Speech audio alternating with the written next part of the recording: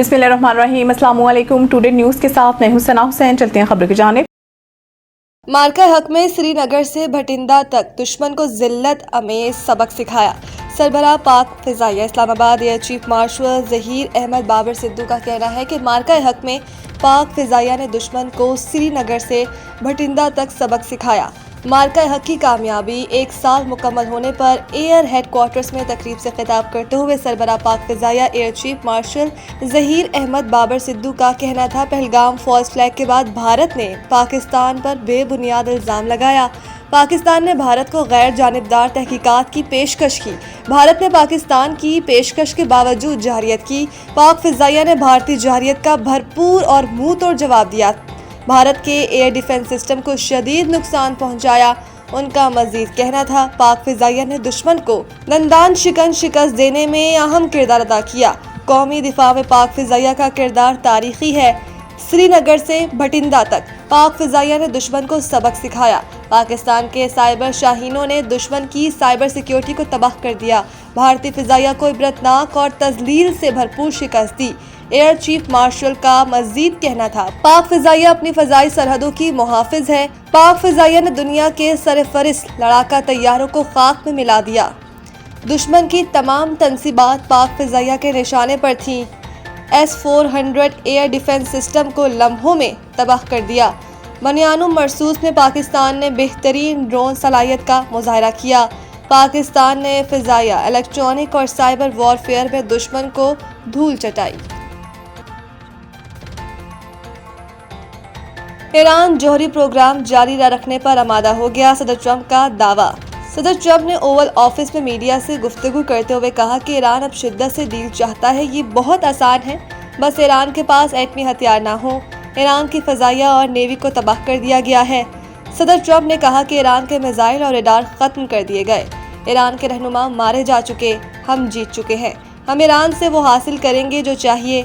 गुज़िश्ता 24 घंटे में ईरान के साथ मुस्बत बातचीत हुई। अमरीकी सदर का मजीद कहना था कि अब ये मुमकिन है कि ईरान के साथ डील हो जाए। पहले भी ईरान के साथ अच्छी बात हुई थी, लेकिन बाद में वो भूल गए। ईरान की पहली और दूसरी लेवल की क़यादत मारी जा चुकी। ये रजीम चेंज है। उनका कहना था कि बात बिल्कुल सीधी और साफ है, ईरान के पास एटमी हथियार नहीं हो सकते। ईरान से मुतालिक हम अच्छी पोजीशन में हैं, हालात ठीक है। रिपोर्ट में बताया गया कि अमरीकी सदर ने ये इंदिया भी दिया कि मुज़ाकरात के जरिए हल निकालने के लिए अमरीकी मीडिया में ज़ेरे गर्दिश 30 दिन की मोहलत की रिपोर्ट काबिले तरमीम है और कभी कोई डेडलाइन नहीं होती।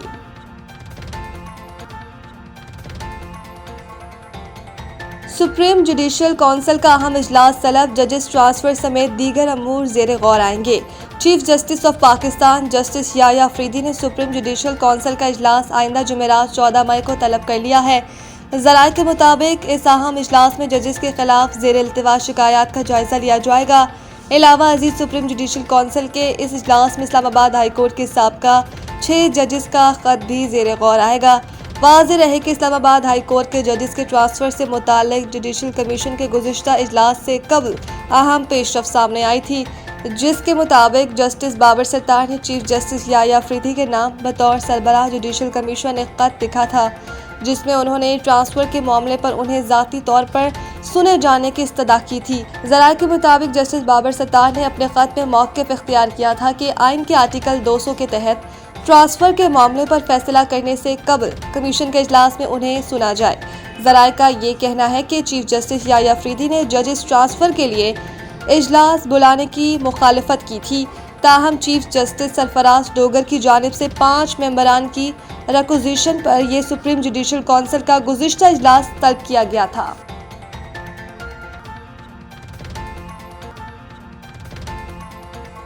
वज़ीर आज़म शहबाज शरीफ एक रोज़ा दौरे पर गिलगित बल्तिस्तान पहुँच गए। गिलगित पहुँचने पर गवर्नर सैयद मेहदी शाह और निगरान वज़ीर आला जस्टिस रिटायर्ड यार मोहम्मद ने वज़ीर आज़म शहबाज शरीफ का पुरतपाक इस्तकबाल किया। वफाकी वज़रा एहसन इकबाल, सरदार अवैस अहमद खान लगारी, अताउल्लाह तारर, इंजीनियर अमीर मुकाम अब्दुल अलीम खान, डॉक्टर खालिद मकबूल सिद्दीकी, मुशीर वज़ीर आज़म राना सनाउल्लाह और मामून खसूसी तलहा बरकी भी वज़ीर आज़म के हमरा हैं। वज़ीर आज़म की गवर्नर गिलगित बल्तिस्तान सैयद मेहदी शाह और निगरान वज़ीर आला गिलगित बल्तिस्तान जस्टिस रिटायर्ड यार मोहम्मद से अलहदा मुलाकात हुई। मुलाकातों में गिलगित बल्तिस्तान में जारी तरक्याती मंसूबों पर पेशरफ, सूबाई अमन व अमान की सूरत हाल और दीगर सूबाई अमूर पर तबादला ख्याल किया गया। बादशाह वज़ीर आज़म गिलगित बल्तिस्तान के लिए काबिल तजदीद तवानाई, सोलर बिजली, सेफ सिटीज़, लैपटॉप स्कीम और youth business agri loan scheme का इफ्तिताह और गिलगित बल्तिस्तान में 4 दानिश स्कूल्स का संग बुनियाद रखेंगे। वाज़ेह रहे कि वफाकी हुकूमत की जानिब से गिलगित बल्तिस्तान में जारी तरक्याती मंसूबों की तकमील और अवामी मसाइल के हल के लिए माजी में भी कई अहम दौरे किए गए। वज़ीर आज़म का ये दौरा गिलगित बल्तिस्तान की मजमूई सूरत हाल और गवर्नेंस के मामलात को बेहतर बनाने की एक कड़ी करार दिया जा रहा है। ऑस्ट्रेलिया का दौरा पाकिस्तान, 3 मैचों पर मुश्तमिल सीरीज के शेड्यूल का ऐलान। जरा के मुताबिक ऑस्ट्रेलिया की टीम 23 मई को इस्लामाबाद पहुंचेगी। पहला वनडे इंटरनेशनल 30 मई को रावलपिंडी क्रिकेट स्टेडियम में खेला जाएगा, जबकि दूसरा और तीसरा वनडे इंटरनेशनल 2 और 4 जून को कज़ाफ़ी स्टेडियम लाहौर में खेला जाएगा। तीनों मैचेस शाम 4:30 पर शुरू होंगे, जबकि टॉस 4 बजे होगा। वाज़ेह रहे ये सीरीज मार्च-अप्रैल 2022 के बाद ऑस्ट्रेलिया की पाकिस्तान में पहली वनडे इंटरनेशनल सीरीज होगी। ऑस्ट्रेलिया ने इस साल जनवरी में पाकिस्तान का T20 इंटरनेशनल सीरीज के लिए दौरा किया था। याद रहे ऑस्ट्रेलिया ने ICC चैंपियंस ट्रॉफी 2025 में भी पाकिस्तान में मैचेस खेले।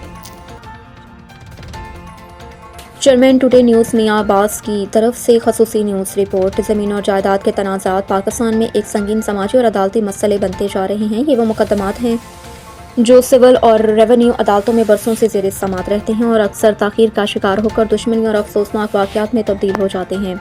माहिरीन के मुताबिक इस सूरत हाल की बड़ी वजूहात में अदालती ताख़ीर, पेचीदा कानूनी तरीक़ाकार और स्टे ऑर्डर का गैर ज़रूरी इस्तेमाल शामिल, जिससे मुकदमात का असल फैसला बरसों तक मौखर हो जाता है। नतीजा ये निकलता है कि ज़मीन अपनी जगह मौजूद रहती है, मगर इसके दावेदार या तो मायूसी का शिकार हो जाते हैं या फिर कई केसेस में ये तनाज़ात ख़ानदानी दुश्मनी और खूनी वाक़यात में बदल जाते हैं। ज़रूरत इस अमर की है कि फौरी इंसाफ के निज़ाम को मज़बूत किया जाए, मुकदमात के फ़ैसलों के लिए वाज़िया टाइमलाइन मुकर्रर की जाए, अदालती इस्लाहात को मौसर बनाया जाए ताकि इंसाफ में ताख़ीर इंसाफ के इनकार के मुतरादिफ ना बने। भावलपुर क्राइम सेल इंचार्ज पटवारी गुरदवर और माफिया का राज अरूज पर आला हुकाम खामोश। भावलपुर चोलिस्तान तरक्याती इदारे में हल्का उकाड़ा मुतासिरीन के पटवारी गुरदावर माफिया उकाड़ा मुतासिरीन के रुकबा और अपनी जागीर समझ बैठे, जिसका चाहा अगली पार्टी से रकम बटोर कर पुर्त पटवार फाड़ कर नए फर्द का इंतकाल दर्ज कर दिया और असल मालिकान का रिकॉर्ड पटवार रजिस्टर से गायब कर देना मामूल बन गया।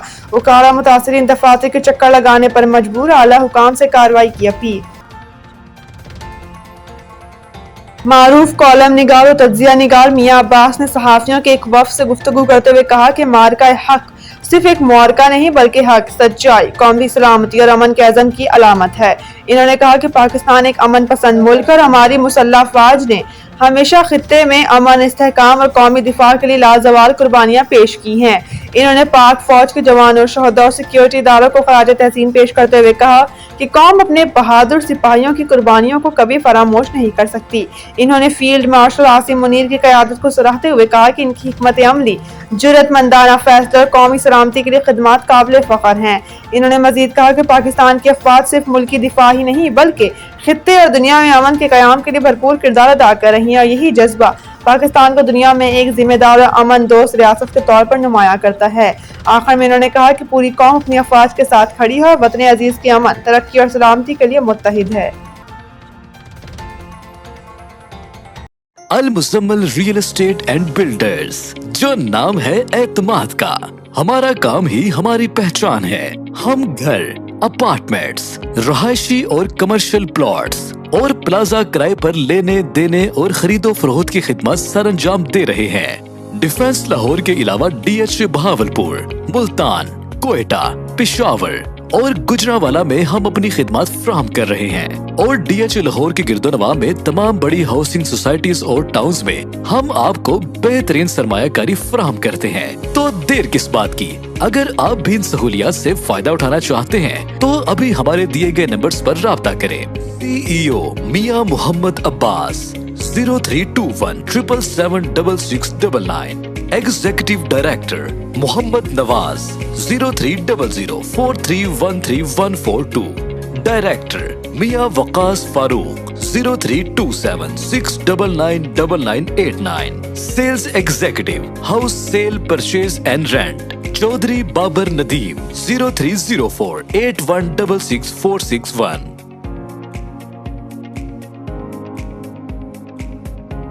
मज़ीद न्यूज़ अपडेट के लिए देखते रहें टुडे न्यूज़।